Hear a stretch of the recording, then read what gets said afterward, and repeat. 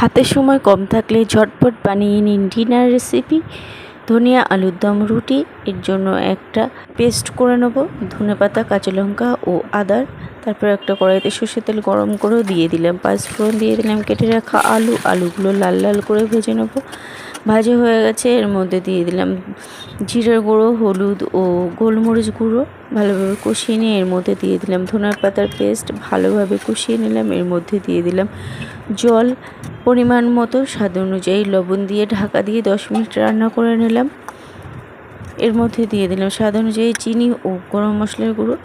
একটু নাড়াচাড়া করে নিলে রেডি হয়ে গেল ধনিয়া আলুর দম। তারপরে রুটিগুলো ছেঁকে নিলাম।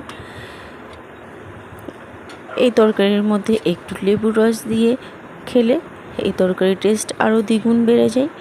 তো বন্ধুরা, রেডি হয়ে গেল ধনিয়া আলুর দম ও রুটি রেসিপি। আজ এই পর্যন্ত, আবারও হাসি।